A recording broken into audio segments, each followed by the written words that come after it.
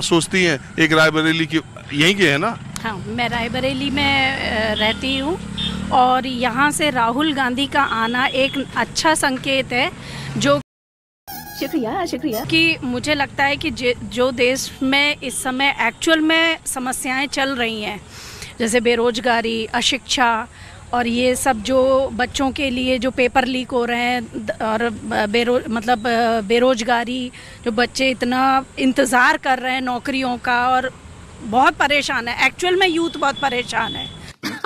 सही पकड़े हैं। तो उन सब के लिए घर में मैं देखती हूँ, मेरी मेड से लेके और जो भी काम वाले हैं उनको मैं देखती हूँ कि वो कितने परेशान हैं। जो जीवन की वास्तविक मूलभूत आवश्यकताएं उनके लिए जो ज़रूरी है, तो वो हमें धर्म और जाति और ये जो छोटी छोटी पॉलिटिक्स हैं, छोटी छोटी मुद्दे हैं, ये बड़ी अच्छी बात कही आप। इन सब से हटके जो एक्चुअल में मुद्दे हैं, जो हमारे देश को वास्तव में प्रगति की तरफ लेके जाएंगे, जहाँ पे एक समानता, आर्थिक और सामाजिक तौर पे बात होनी चाहिए। बात तो सही है। उन मुद्दों के लिए जो मुझे पहले, मैंने भी भाजपा को वोट दिया था, 2014 में दिया था, 2019 में भी अनफॉर्चुनेटली दिया था।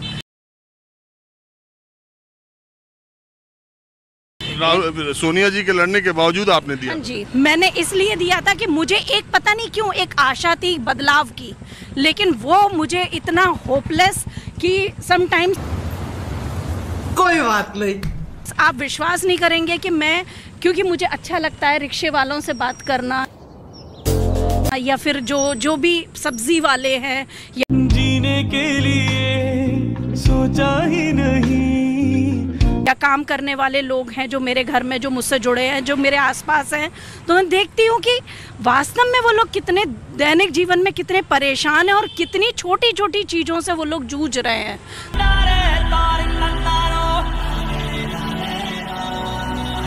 तो मुझे एक पढ़े लिखे व्यक्ति होने के उस पे मापदंड में ये समझ में आता है कि बदलाव और एक ऐसी चीज़ों पे बात करना जो वास्तव में बहुत ज़रूरी है देश के लिए, और जो देश को आगे की तरफ, प्रगति की तरफ लेकर जाने वाली है। मेरी सोच है और ये नेचुरली मेरे अंदर है कि जो कमजोर है, जिसको अपॉर्चुनिटी नहीं मिल रही है, जिसको दबाया जा रहा है, जिसको डराया जा रहा है, धमकाया जा रहा है, उसकी रक्षा करना मेरे लिए पॉलिटिक्स। मैडम, आपका नाम क्या है? शिखा। मैं लौट के आया, देखा आप खड़ी हैं। मैं एक्चुअली लौट के आई, मैंने देखा कि आप माइक लिए। मैं अपनी आवाज़ को बताना चाहती हूँ कि वास्तव में अभी भी आपको जागने की ज़रूरत है, क्योंकि समय निकलता जा रहा है। और मैं तो बार बार ये कहता हूँ कि इस देश का आदमी क्यों नहीं सुधरता। ये जो ये लड़के घूम रहे हैं डिग्रीज लेके, क्योंकि मेरा जो बैकग्राउंड है वो एजुकेटेड है, मेरे फैमिली पूरी एजुकेटेड है, तो मैं सोचती हूँ कि जो एजुकेशन है उसके अलावा और हम इससे ज़्यादा होप नहीं रख सकते। धर्म हमारा अपना एक व्यक्तिगत मुद्दा हो सकता है, लेकिन राष्ट्रीय मुद्दा नहीं हो सकता।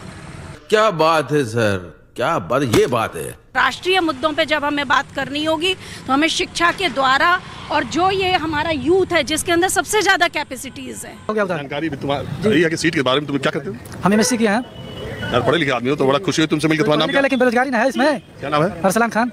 तो तुम खैर अरसलान जो भी है, कम से कम इतने राज्यों की सीट तुम जानते हो, सड़क चलते लोगों के इतनी जानकारी बहुत कम। जिसको एक डायरेक्शन देने की ज़रूरत है, सही डायरेक्शन। जो हमारे राष्ट्र निर्माण की जो लोग बात करते हैं, तो एक्चुअल में राष्ट्र निर्माण हमारा शिक्षा और समानता से ही होगा। क्या बात है? मैं ये कह रहा था शिखा जी, आप वहाँ से लौट के आई, रायबरेली अपेक्षा के छोटे शहरों में, यूपी के छोटे शहरों में, देश में तो है ही, छोटे शहरों में माना जाता है ये एक अच्छा बदलाव है। देश की महिलाएं अगर बोलने के लिए और देश की समस्याओं और राजनीति पे बोलने के लिए आए, मैं तो बड़े बड़े शहरों में भी जाके देखता हूँ, माइक लगाता हूँ, लोग कहते हैं नहीं हमें पॉलिटिक्स में इंटरेस्ट। मैं बोलना चाहती हूँ, मैं बोलना चाहती हूँ। बिल्कुल, मैंने आपको बुलाया नहीं, आप खुद आई। मैं चाहती हूँ कि मेरी बात लोग सुने और समझें। इस बात को अभी भी ध्यान देने की जरूरत है। मैं भी पूजा करती हूँ, आपने देखा होगा मेरे माथे पे भी टीका लगा हुआ है, पूजा करके मैं घर से निकली हूँ, लेकिन वो मेरा व्यक्तिगत है, उससे किसी का पेट नहीं भरेगा, किसी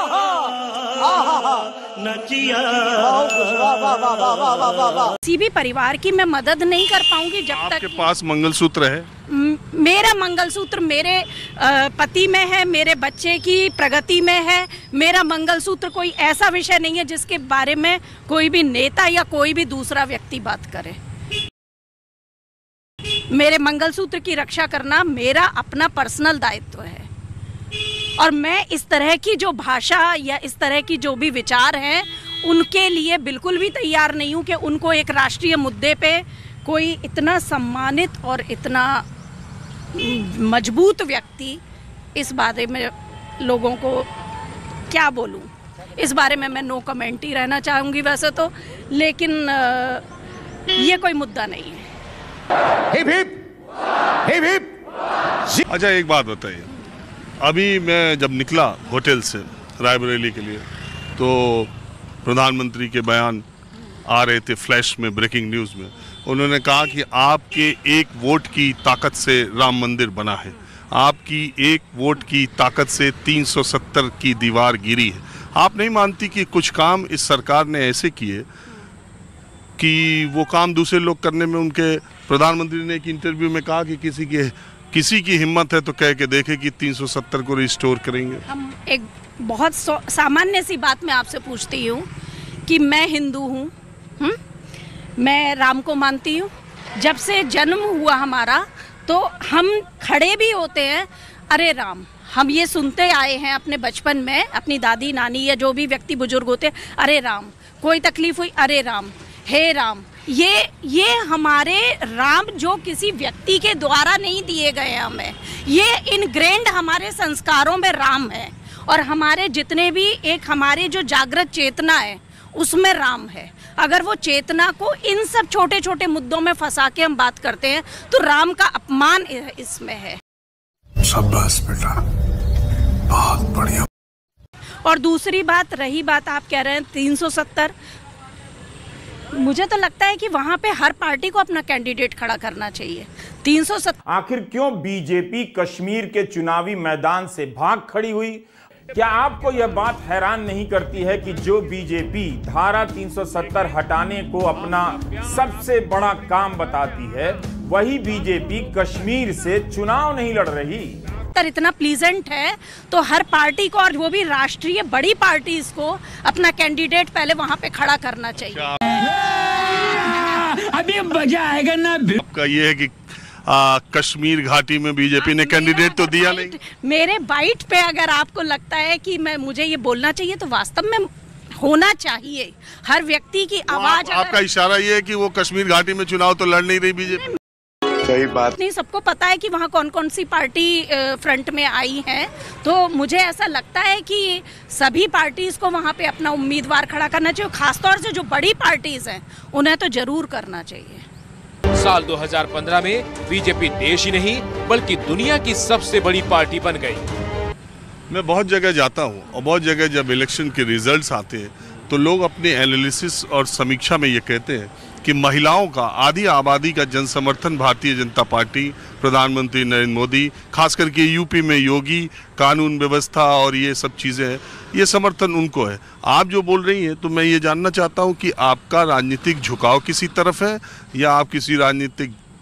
मेरा राजनीतिक झुकाव किसी तरफ नहीं है। मेरा राजनीतिक झुकाव इस तरफ है कि ये जो यूथ है ये परेशान ना हो। पेपर लीक होने की समस्याएं, जो इस तरह की छोटी छोटी समस्याएं जिनसे कि हम 2-4 एक्चुअल में होते हैं, जिनसे कि हम राम मंदिर जाएंगे, 1 बार जाएंगे, 2 बार जाएंगे, हो सकता है साल में 3-4 बार चले जाएं। अगर मेरे पॉकेट में पैसा है तो हो सकता है हम 3-4 बार चले जाएं। लेकिन जो डेली की मूलभूत आवश्यकताएं हैं वो आवश्यकताएं हम तभी पूरी करेंगे जबकि एक ऐसी सोच होगी जिसमें कि सभी वर्गों को समानता का अधिकार मिलेगा और जिसमें सभी वर्गों को पढ़ाई लिखाई, खाना और जो भी चीज़ें हैं उसको अपनी मेहनत की पूरी मेहनत वो करना जानता है, लेकिन उसको मेहनत के लिए ऐसे रोजगार और इस तरह के अवसर दिए जाएं जहां पे कि वास्तव में वो अपने पैसे से वो भीख मांग के नहीं कि प्रधानमंत्री से मिल गई, कोई भी पार्टी हो, कोई भी, कांग्रेस भी अगर आती है, कांग्रेस भी उनको खाली ये वो ना दे के हम आपको खाना दे रहे हैं, हम 5 किलो राशन दे रहे हैं, नहीं, उसके अंदर कांग्रेस ने भी तो वायदा दिया है कि हम पैसे देंगे, 1 लाख देंगे इनको महिलाओं। वो अलग चीज है, वो अलग चीज है। लेकिन आप ये समझिए कि हम सिर्फ ये नहीं कह सकते कि आपको हम खाना देंगे फ्री में, राशन देंगे फ्री में, नहीं, वो अलग चीज है। लेकिन उसके साथ साथ जो हमें समानता के लिए बहुत सारे प्रयास करने हैं, जो कि बच्चों को हमें एक प्लेटफॉर्म पे ये मजबूती देनी है कि आप अगर पढ़ रहे हो तो आपको नौकरी मिलेगी, आप अगर कर रहे हो तो आपको रोजगार के अवसर मिलेंगे, आपको मनरेगा में या नरेगा जो भी है उसमें काम मिलेगा।